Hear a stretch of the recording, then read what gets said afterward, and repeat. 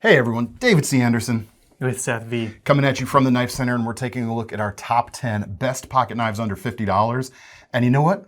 Some of your favorite knives just weren't good enough to make the list.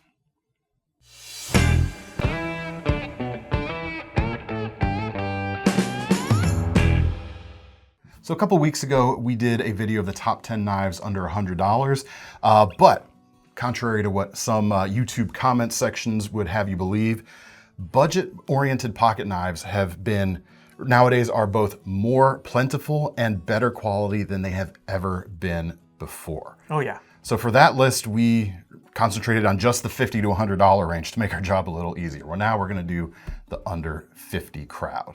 And there's still a lot of phenomenal stuff here. And we've got them loosely ranked. We're gonna go down from 10 to 1. It's a friendly ranking. Yeah. Don't read too much into the placements, I would say. But Seth is gonna start us out with number 10 right here. Yeah. What we have here is the Real Steel Iris. And I pulled the front flipper version. Even though I like the standard flipper version, there are both you can get, which is nice. Yep, available both ways, which is a nice little check box for the Iris.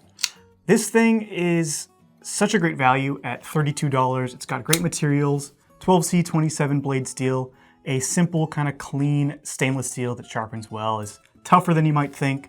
Doesn't hold the edge for the longest time, but just really easy to live with.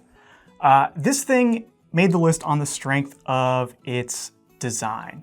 I really like how the whole kind of handle chassis is folded from a single piece of steel.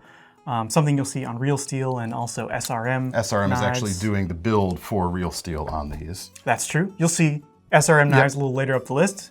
No spoilers, but teaser. Yeah.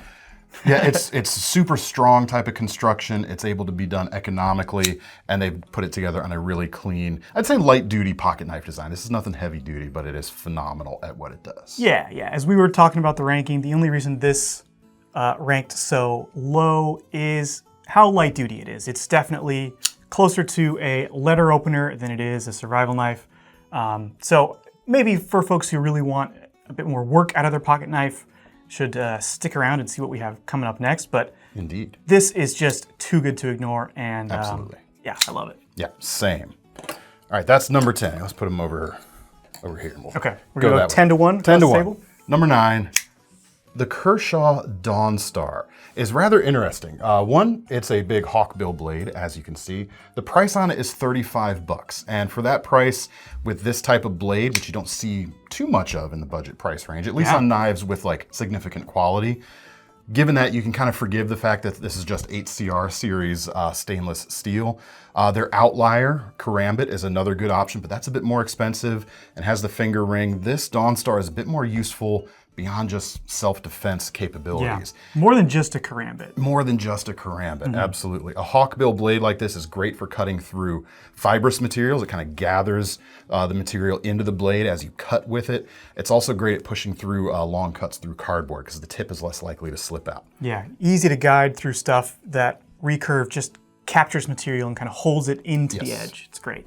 Maybe less versatile than some other blade shapes, but highly effective if that's the sort of thing you're looking for. Speed safe assisted opening, or at least I'm assuming it's their torsion bar speed safe system. Liner lock, deep carry pocket clip, injection molded handles that are quite comfortable. And that's kind of a selling point of injection molding at the lower price point stuff, is you can get a nicer handle material than just a flat scale. Like on the Iris right there, you can get a more shapeliness. Yeah, more sophisticated shape and something that really fills the hand nicely. And you definitely have that with the Dawnstar right here. So a little bit less generically useful with this blade shape, but noteworthy, especially for the price. Brings it in at number 9. Yeah. Number 8 now, we've got the Forward from Petrified Fish. And speaking of generically useful, it's in a way kind of the opposite as that Kershaw there. Sure, I would agree. But less expensive, $28. Yeah, this one wins on sheer value. We've got D2 steel, milled G10 handles, a nested liner lock, ball bearings in the pivot, fantastic smooth action, and a shape of both handle and blade that's gonna work for a lot of people. Now that's kind of true of a lot of knives in this price range, and I think what sets this Forward apart is the precision that you get from Petrified Fish. The grind on this blade is almost jewel-like with the way that they've set the facets here. You've got a swedge that meets perfectly with the flat right at a single point there. It's symmetrical side to side. And then you have something of like a slicer grind where the geometry is a little steeper here towards the heel of the blade and then kind of grows gradually. The grind panel gets higher and higher, so you've got more slicing power through the belly and towards the tip. It works well, it feels good, it's a size that's gonna work for a lot of people. Deep carry clip, not ambidextrous in this case, but yeah. Yeah, it does a lot of those things like, you know, G10, ball bearings in the pivot, D2 steel, great flipping, deep carry clip. A lot of those like modern knife design hallmarks at a price that's simply pretty unbeatable. Absolutely. All right, coming in at number 7, we're gonna have a few knives here. They're a bit of a throwback, a bit of some classics in this price range that are still compelling, and we have to mention the Dozier Folding Hunter from K-Bar. Yeah, one of my favorites. It's an August design, shall we say. We've got a neutral handle that will accommodate even larger hands quite well. 3-inch spear point blade, recently upgraded across the line to D2 blade steel, and price on these are all coming in at about $37. So yeah, you're gonna get more D2 with that Petrified fish. You're gonna get a more modern design, but it's hard to ignore what has made this classic working knife a no-nonsense tool for so long. And there's gonna be another knife a little further up the list that kind of occupies a similar territory. Reliable lock back, a shape that works for everybody. It's ambidextrous, you can move the thumb stud to either side. I mean, yeah, it's great. The simplicity of the Dozier is so cool. I love that it's really ultra light. There's no liners in the handle. 2.2 ounces for the whole thing with a solid steel lock back like that is a nice thing. It's really strong in use, but almost weightless in your pocket. It's a highly refined knife that's just built simply, built well, and like continues to sell. Yeah, it's no nonsense. Yeah. And if this knife were like brand new, released now, it probably wouldn't get the same consideration. I will admit that, but it has got, you know, it is here for a reason. It's a classic that doesn't deserve to be forgotten about. No. Still holds its own against these newer knives. And cool to see that they upgraded them all to D2 also. It used to come in AUS 8. Now you're gonna get a lot more edge retention out of these for the same price. 100%. We have a counterpoint to this, actually. Yeah, so this is gonna share the same slot because it does a lot of the same things. This right here is the Buck 112 Slim Select. It is the only USA made option on the list today, which is a nice little box to check, I'd say.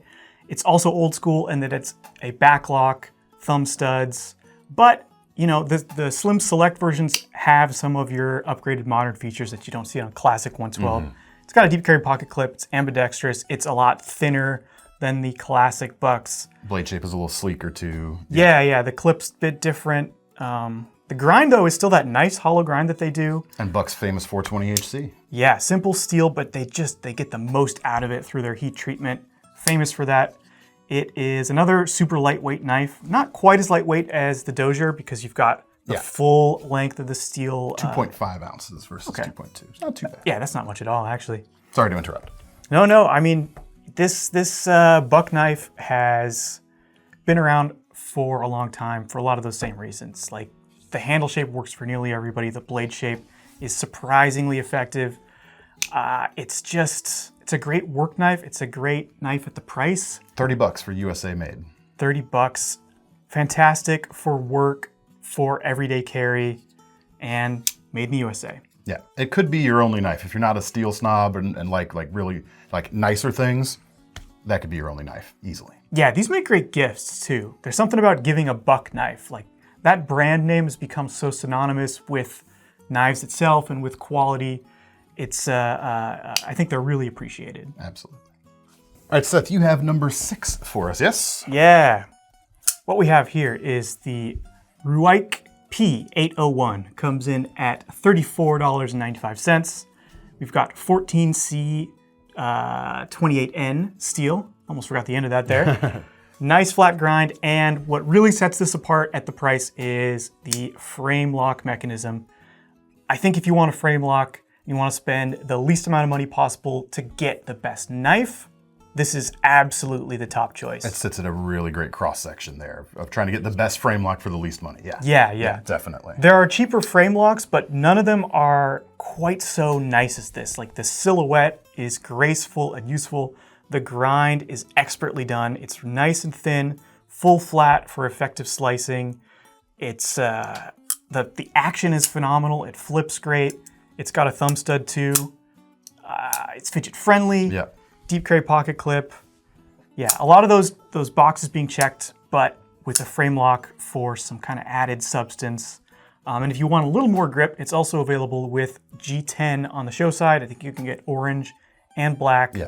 Yeah, I would say that's the only kind of like knock against this knife is it is a little bit slick. Yeah, but that's fair. It's nice that they are giving us the G10 options now, which is a good thing. But the refinement here, both in the construction and the shape, people have long said this is kind of like a budget Sebenza option, and while with the blue accents, I can see like you can see, like it's got a cleanliness of design. It's got a pretty different feel to a Sebenza. Yeah. But it's got that kind of, nice shape that's adaptable. You could dress up or dress down. Simplicity still, yeah. And the frame lockup as well. So plus the color scheme also lends itself to that. But it's a great knife. Yeah. Still a great knife. Yeah. Killer value. And I think it's the first knife on the table with 14C28 and blade steel, which is really kind of a top choice, especially at the budget. It's tough, it holds an edge decently well, and it's very stainless. It doesn't get much better for the money. All right, coming in number 5, and I guess by default I'm kind of defending the old guard in today's video, but the Ontario Rat 1, we can't not mention it. Again, like the Dozier, if this is a knife design that was released as new right now, it probably wouldn't have the same impact. But very few knives in this $40 price range, which is where this particular version sits with AUS 8 steel, but D2 is also available with or without serrations. Very few knives in this price range feel as hard-working as the Rat 1 does. Even to this day, even with more modern, fancier, nicer knives, this thing feels like nothing but a hard-working knife. 100%. Great blade shape, still slicey. You've got great geometry here with the full flat grind and not too thick. You've got a full handle with full-length steel liners, non-skeletonized, so this is not a lightweight knife. But it is strong. You got a 4-position pocket clip, plenty of different ways to hold it, and a shape that lends itself well to not just daily utility tasks, but outdoorsmen love this knife. It's a great backup tactical knife. It just works across such a broad spectrum of things and is still talked about today by not just us for very good reason. Yeah. You know what just occurred to me is that when you buy a Rat 1, you're not just getting a great knife, you're also kind of joining a community of knife users. Especially if you found out about the knife online. Like, there are groups of people to this day that will champion this knife and will encourage you to take it out and use it. They'll show you off their mods. You kind of can jump into this community of Rat 1 people. I'm glad you didn't say cult. No, not a cult. Anyone is welcome, and you can leave at any time. That's what we tell them before they're in. But you'll probably get another But one. you'll probably want to stick around. Yeah. Like I said, there are nicer knives out there, absolutely. But few things feel as honest as the Rat 1 does. Yeah, well said. Number 4, Seth. Number 4. Here we have, I think, the unsung hero of QSP's lineup. Everybody talks about the Penguin, which is a fantastic knife. We actually mentioned the Penguin in our best under 100 video because it's one of the few titanium frame locks available in this price range. But we forget a little bit that the range starts at about $32, which is a great knife at $32. But the Canary is a little newer than the Penguin, and I think it does a number of things arguably better. I still like the character of the Penguin. I love that true sheep's foot blade.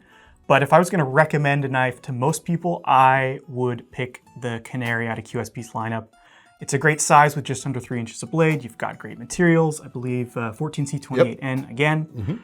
Lots of colors. Lots of colors, lots of materials. Nice, snappy liner lock action. Ambidextrous clip with a filler tab to kind of fill that void in the handle, which I always appreciate. Nice touch when manufacturers do that. And the handle is small, but very accommodating. If I kind of squinch up here, I can get 4 fingers on. doesn't feel all that compromised. And if I'm really kind of reaching out, it's also comfortable to just use 3 fingers on. Yeah, the holes in the scales definitely give you a little bit of extra traction for those other grips too. Yeah, that's exactly right. And I love the blade shape too. It's a clip point and a drop point together. You know, you've got this little clip to it, but then a nice radius down to the tip. So it still is very useful for like spreading and all those other tasks where you want a little bit more kind of meat at the tip. Such a great EDC knife, the Canary, at 45 bucks. 45 bucks. Crossbar lock versions recently unveiled at $52. So just outside our price range. if you can save an extra $2 outside the price range, you could get a crossbar lock for better left-handed or ambidextrous use. But a little bit of a different character than a lot of smaller knives like this. The blade stock's a little bit thicker than some on the Canary here, so it backs up the feeling of being able to work a little bit harder. Yeah. It's kind of a little big knife. It gets a lot of confidence in there. Like, yeah, you put this in your hand and you feel well equipped for anything. It is a short-ish knife, but not a small knife. Yeah. And if you get one and put one in your hands, I think you'll understand what I'm talking about. All right, number 3, we actually didn't have any on the shelf today, so I just have a Remette pouch as a stand-in. The newest versions of the Remette Rhino with the button-actuated liner-style lock are phenomenal, especially when you consider the $36 price point on those. They come with a D2 blade that's just over 3 inches long, but it has a ton of character. It's not just a simple drop point, it's a really cool drop point. Such a stylish knife overall. Feels substantial in a good way. It's got a little bit of heft to it without being overbearing. The fit and finish is excellent. The action is what really elevates it above, you know, other like standard style button locks, which we haven't even had any on the table yet. Just truly phenomenal feel in the hand and visually arresting, at least to me, when I look at the I agree knife. completely. I love the way this thing looks. I mean, the fact that we're sort of putting it on the table here with this stand-in should let you know how much we like it. We'll have to actually put some B-roll so you can see it, but yeah, what a great knife. I really hope we get to have this in stock more regularly so that more of you can check it out. It's phenomenal for the money. Absolutely.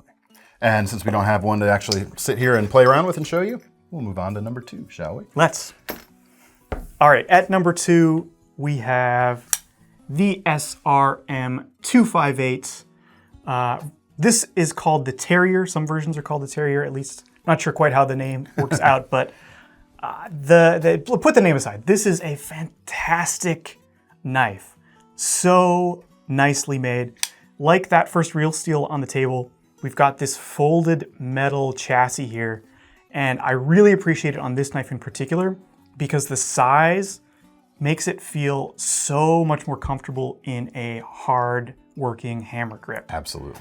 It kind of braces against your hand here and gives you that seamless feel. Yeah, it corrects the problem with a lot of folders of that ergonomic gap in the back that can pinch your hands. It fixes that in a really nice way. Yeah.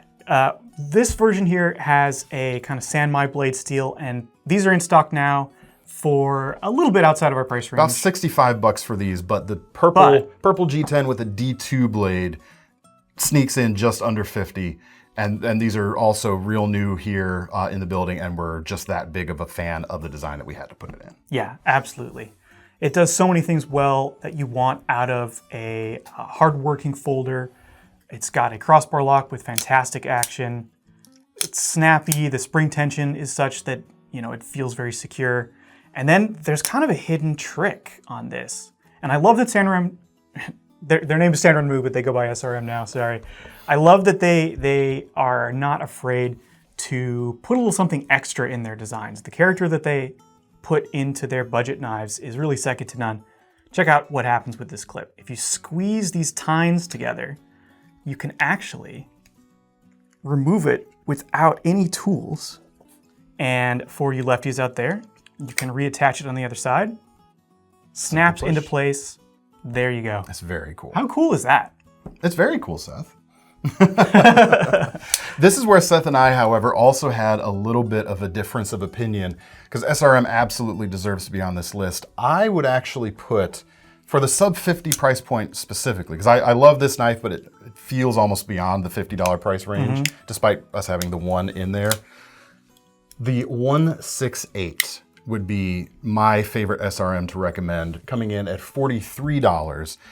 You get a D2 blade about 3.4 inches long, G10 handles, and you get that great crossbar lock action. It's also one of the very few budget crossbar locks with washers in the pivot opposed to ball bearings. Yeah, this one has bearings. Which really helps it lean into that feel of being a hard-working, honest type of knife. There's a theme going through with like the Dozier, the Rat, this for my picks. The original Axis locks, which all crossbar locks are descended from, all used washers. A lot of the modern ones use bearings, but this is keeping it more true to the original. It's less susceptible to dust and grit and things like that, which sometimes ball bearings can be afflicted by. It's got the same cool reversible pinch out clip, a design that's gonna work, again, for a broad variety of things. You've got that same type of grind, like Hinderer's slicer grind, where it's a little more robust at the back for more strength in pushing through heavier cuts at the heel, and then slicier characteristics at the belly there. $43 for this knife is, in my mind, very hard to argue with. So good. Yeah. Love it. Before we move on, I want to call out really quick the edges on these. Yeah. Like for a budget knife, both that knife and this SRM have phenomenal edges. They're polished, they're thin, they're consistent. I do believe they're even convexed slightly. It's not just a flat. Little hand touch there in the manufacturing. I mean, they're going over these to make them as good as they possibly can be at the price. Absolutely. I mean, you've even got a crown spine on that knife at the $50 price point. Yeah, so good. So before we go to number one, let's do our honorable mentions. We do have a couple honorable mentions because there's two knives in particular here that are kind of conspicuous by their absence on our list. And the first is the Boker Kihon DC. Starting at $45 for the injection molded version here with a D2 blade, KnifeCenter exclusive with 14C28N and green micarta handle at $50. It's a great knife. It's got Lucas Burnley as a designer, which is hard to argue with that, right? Yeah, I mean, he's a master for a reason. But when we had him out here on the table as we were culling down to our final 10, we just felt like you didn't get quite as much for your money as, quite honestly, the SRM offered. Yeah. It's still a great knife. It just didn't win our hearts in the same way today on the table. So I can still recommend it, even though it's, absent from the list, shall we say. Yeah. Fantastic knife, but the SRMs just offer value. That's really where they win. And then a quick second honorable mention. Astute viewers may be wondering, where is CIVIVI? Where is Suncut? Those are the budget brands to beat these days, Where's right? the mini Praxis for all the things at $30? Yeah. But. And we were right there with you until we started putting this list together. And what we've got here is the Brazen with the Tanto blade and the Suncut Saxi. Yes. Both great knives. Both great knives. $46 for this, 9CR steel, $50 there for 14C28N, Tanto or drop point available. They're great knives, but again, we feel like of the budget sub-brands of We Knife Company, which is CIVIVI and Suncut, the most exciting stuff they do is happening in the $50 to $100 range. In fact, I would say like the best $50 to $100 knife right now, the most exciting is the CIVIVI Vision FG. Yeah, I'm with you there. Fantastic knife, but for this sub $50 range, we think they're getting edged out just a little bit. Yeah. As good as they are. Some of the other knives on this table, I think just either give you a little bit more for your money or offer a little bit more of a fun character that we'd want to recommend to somebody. Yeah. You can't go wrong with either of these knives, but you can maybe go more right with others, perhaps. I don't know. Again, our placements here it's a friendly ranking, as I mentioned. Don't read too much into the fact that these fell just off the list or if our order's a little bit off to you. They're all very good knives. I should stress that. And now, number one. Number one. All right, now I picked this one because I knew you wouldn't, David, but this knife is so squarely aimed at exactly what we're talking about that I had to put on the list. That is the CJRB Maximal designed by this guy. But you know, you set out. Thank you for including it. You set out to make a sub $50 knife that would work for the broadest range of people and do the most different types of work. And I think you achieved it. And so that's why it is where it is. And I think let me talk you through the features that kind of deliver on it. First of all, crossbar lock, it's ambidextrous.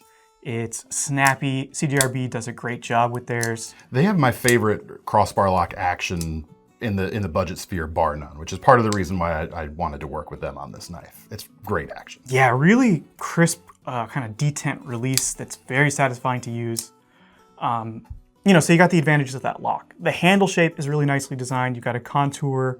You've maximized, in this Maximal, the usable space here. And, you know, I like the way the handle broadens here towards the butt. It feels bigger than it is, and it supports heavier work. And then the blade shape is really nicely done. Another kind of drop point, clip point hybrid thing going on with a bit of a slicer grind. It's efficient, it's broad enough to kind of push materials aside as you're slicing, but still with a precise enough tip to get into something small that you need to. It's just a great worker that it is easy to recommend to anybody. So, that is why I designed it. So thank you for including. I have said that it's not my place to put my knife on any of these lists. So as counterpoint to the Maximal, my pick for, you know, right up there at number one, the Maximal is just under $50. It's like $49.95 right now. My counter argument would be the Pyrite family of knives. There is a $50 version right here with G10 handles, RPM 9 steel, which you didn't talk about Oh, that's right. We're talking about the specs here.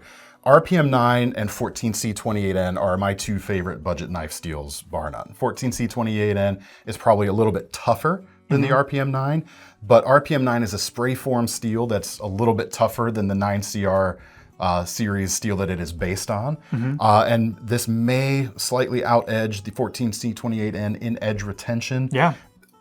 There's got some technology behind it. There's some variability there though.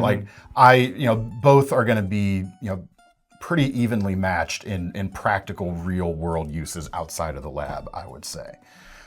It's a great steel and it's interesting too. Like it's not just a conventional steel, which I think is, as a knife guy, is cool. The $50 version here is great. I will say though, the Maximal offers about the same amount of edge while having a sub 3-inch blade length, which means you can kind of take it more places. The real exciting thing in the Pyrite lineup beyond the standard versions is the Pyrite Light, because you can get that really awesome steel with an injection molded handle and the alternate blade shape. They currently don't do the drop point blade shape in the light versions, but you can get it for, what is the price on this? $30. Yeah. That's insane, an insanely good performance for the money. I don't think, well, I haven't checked to see what other 14C28N options are at that price range, but if you want a stainless steel with the most edge retention you can get for the least amount of money, it's hard to argue for anything but one of these $30 CJRBs with RPM 9. Like the Acacia is another option in their lineup that has the same spec sheet but a different blade shape. There's your drop point version of this if you're interested.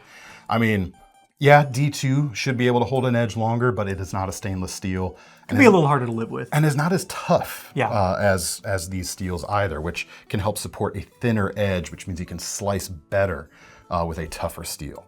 Yeah, the Pyrite's so good. I mean, the Pyrite has the Maximal beat on sheer value. Yeah, absolutely. It just does. The light version, I think, is the one to get now. If you really want the drop point, I'm glad that this is still out there and it's still very affordable. But the value on that is killer. I love even that, it has a crown spine. They added more to it for less. It's crazy. Exactly. Yeah, I mean, it's got the pocketed, pocket clip section there as opposed to just mounted flat to the scales. And I would say, if you want the drop point, check out the Acacia, which is out of stock today when we're filming, unfortunately. But stainless edge retention for $30 is going to be, I can't recommend anything else. It's awesome. It's phenomenal. So that's it. That's our top 10. Well, a little more than 10. We squeezed more in. Yeah, we got to cheat. Can't help ourselves. What did you think? What did we miss? What do you agree with, disagree with? What would you change in the ordering, if any? Let us know in the comments. Final thoughts? Knives are great value today. They really are. You know, we do see the comments, complaining about the high prices of knives these days, and there are a lot of very expensive knives. But as I mentioned at the beginning, there are more options in the budget price range than ever before, and the quality of them is higher than it's ever been. Like, in my mind, that's an undisputable fact. Yeah. So I hope you found some cool things here, and if not, check out the links to the website, and you can see a lot more stuff, I guess. Yeah. Or keep watching our YouTube channel for more stuff. New Knives of the Week every Thursday. Coming soon. Coming soon, just a couple days away. That's it. If you want these knives, check them out in the links in the description. Those will take you to KnifeCenter.com, where don't forget about our Knife Rewards program, because when you buy one of these knives today, you might as well earn some free money to spend on your next one. I'm David C. Anderson from the Knife Center. I'm Seth V. Did Thomas say anything today in the video? I wasn't supposed to. And that's Thomas behind the camera, but we're signing off. See you next time.